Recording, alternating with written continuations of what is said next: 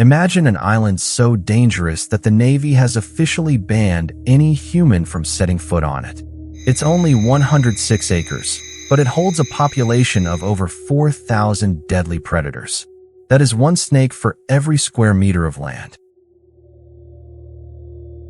This is Ilha da Queimada Grande, better known as Snake Island. It is the only home of the Golden Lancehead, a viper whose venom is so potent it can dissolve human flesh on contact. On this island, you aren't at the top of the food chain. You are simply a slow-moving target in a forest of living landmines.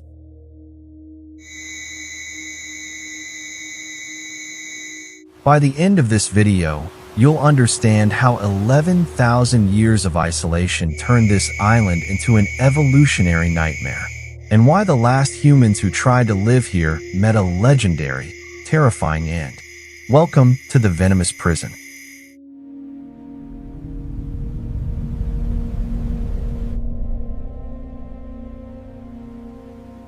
To understand the lethality of Snake Island, we have to look back 11,000 years. At the end of the last ice age, rising sea levels severed this piece of land from the coast of Brazil. The snakes trapped on this new island faced a crisis. Their usual ground-based prey disappeared. With no rodents left to eat, the snakes were forced to look up. Their only remaining food source was migratory birds that used the island as a resting stop. But there was a problem. If a snake bit a bird with normal, slow-acting venom, the bird would fly away and die miles out at sea. The snake would starve. Nature's solution was brutal and efficient. Through thousands of years of natural selection, the vipers that developed the fastest, most aggressive venom survived. This created the Golden Lancehead. Their venom became 5 times more potent than their cousins on the mainland. It had to act instantly. It had to paralyze the bird's nervous system before it could even flap its wings once. When you walk into these woods, you are stepping into a laboratory where the only goal of evolution was to create the perfect, instantaneous kill.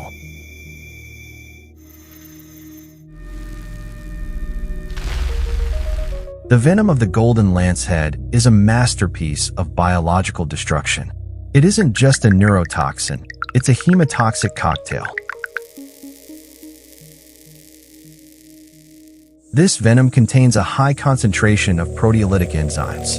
These are proteins that literally digest other proteins. On the mainland, these snakes use venom to start the digestion process before they even swallow.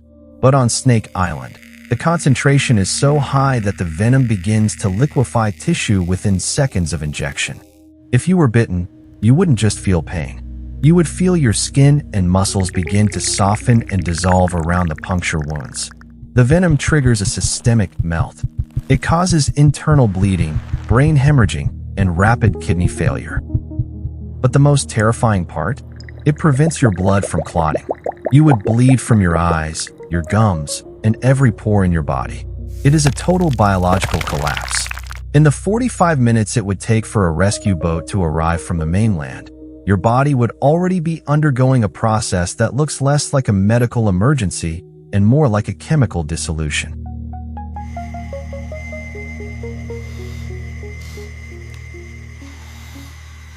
In most places, you watch your step to avoid a snake. On Queimada Grande, you have to watch the ground, the branches at waist level, and the canopy above your head. Because of the sheer density of the population, these snakes have occupied every ecological niche. They are highly arboreal, meaning they spend as much time in the trees as they do on the floor. This creates a 3D strike zone.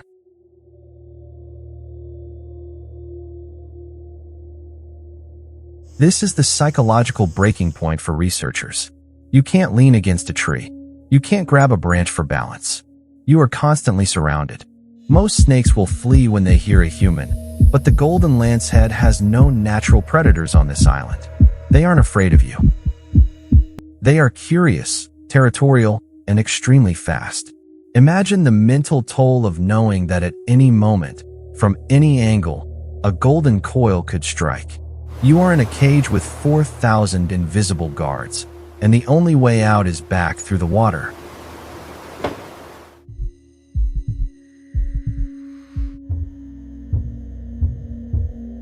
The density of the threat is so high that even the Brazilian Navy refuses to stay on the island overnight. But humans did try to live here once.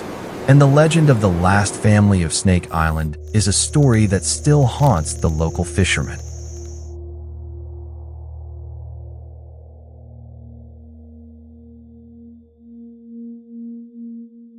In the early 1900s, before the lighthouse was automated, a lighthouse keeper lived on this island with his wife and 3 children. For months, they survived in a state of constant, high-alert paranoia. They lived behind reinforced doors and windows, knowing that just outside their threshold, thousands of predators were waiting.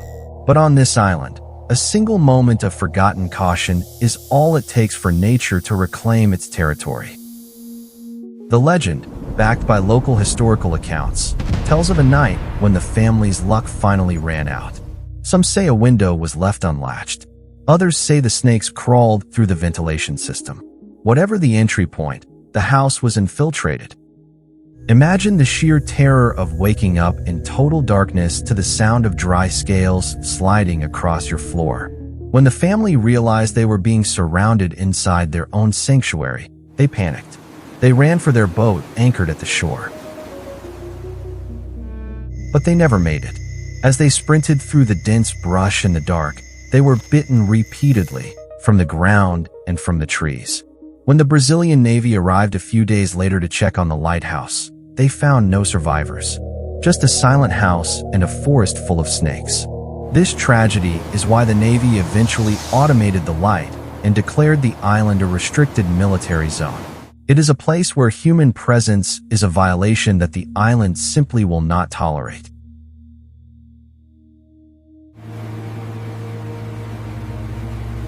Today, the only humans allowed on Snake Island are highly trained members of the Brazilian Navy and authorized research teams.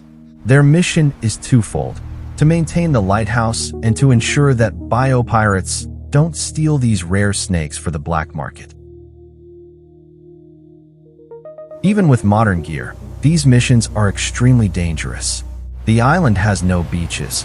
It is surrounded by sharp, slippery rocks. The landing itself is a life-threatening maneuver. Once on land, the teams must follow strict protocols. They never move alone. They carry anti-venom at all times, even though doctors warn that a multiple strike attack from the Golden Lancehead could overwhelm the treatment before they can be evacuated. Think about the psychological pressure of this job.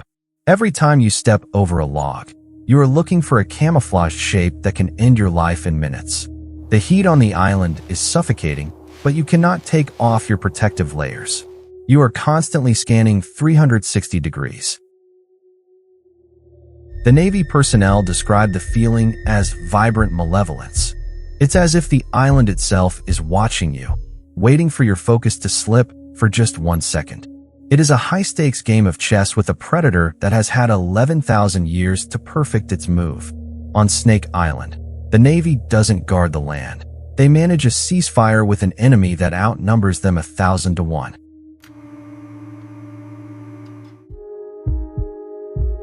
But here is the strangest irony of Ilha da Queimada Grande.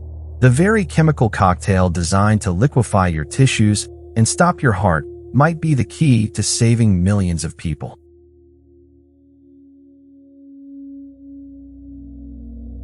The venom of the Bothrops genus, to which the Golden Lancehead belongs, is rich in peptides that affect blood pressure and coagulation. Scientists have discovered that by isolating and modifying these deadly proteins, they can create powerful medications. In fact, a major drug for treating hypertension, high blood pressure, was developed using the venom of a closely related mainland viper. This is the medical frontier. Researchers believe the Golden Lancehead's unique, hyper-evolved venom contains even more potent compounds that could lead to breakthroughs in treating heart disease, blood clots, and even certain types of cancer. We are faced with a biological paradox. We must protect this island of death because it holds a secret library of life. If this snake goes extinct, we might lose the cure for a disease that kills more people than any snake ever could. We are forced to preserve our own executioner in the hopes that it will one day become our savior.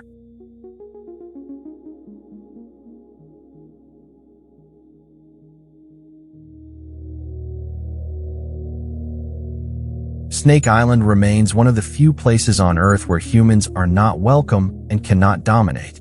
It is an evolutionary fortress, a place where nature took a different path and never looked back. It stands as a reminder that the world is still filled with wild, unconquerable spaces, places that demand our respect through fear.